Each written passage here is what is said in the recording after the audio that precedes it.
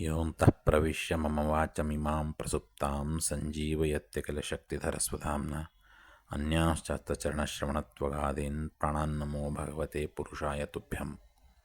ಹರಿ ಓಂ. ಹಯಗ್ರೀವ ಹಯಗ್ರೀವ ಹಯಗ್ರೀವ.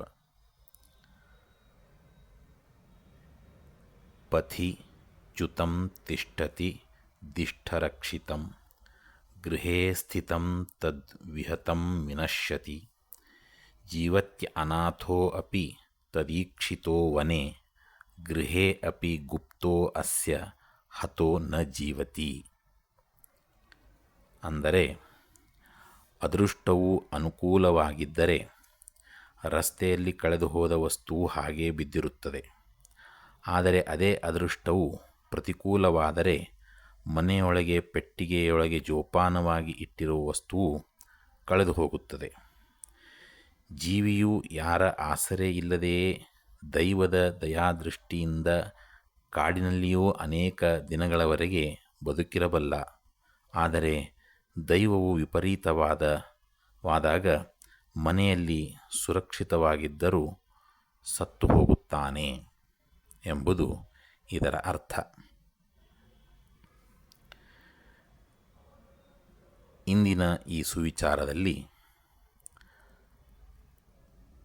ಅದೃಷ್ಟದ ಬಗ್ಗೆ ತಿಳಿಸಲಾಗಿದೆ. ಅದೃಷ್ಟ ಅನ್ನುವಂಥದ್ದು ಅದು ನಮಗೆ ಅನುಕೂಲವೂ ಆಗುತ್ತದೆ, ಒಮ್ಮೊಮ್ಮೆ ಪ್ರತಿಕೂಲವೂ ಆಗುತ್ತದೆ ಅನ್ನಲಿಕ್ಕೆ ಇಲ್ಲಿ ಒಂದು ಒಳ್ಳೆಯ ಉದಾಹರಣೆಯನ್ನು ಹೇಳ್ತಾ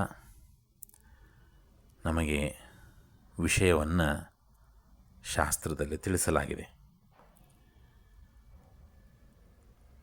ನಾವು ದಾರಿಯಲ್ಲಿ ಹೋಗುವಾಗ ಯಾವುದೋ ಒಂದು ವಸ್ತು ಬಿದ್ದಿರ್ತದೆ, ಅತ್ಯಂತ ಅಮೂಲ್ಯವಾದಂತಹ ವಸ್ತು.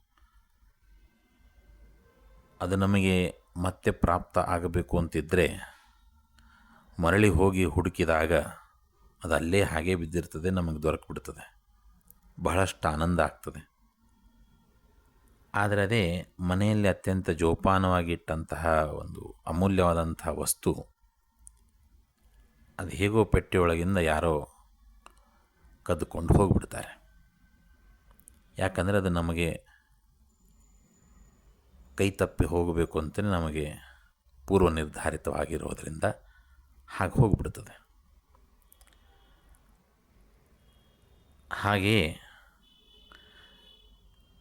ಕಾಡಿನಲ್ಲಿ ಅನೇಕ ಪ್ರಾಣಿಗಳು ಇರ್ತವೆ.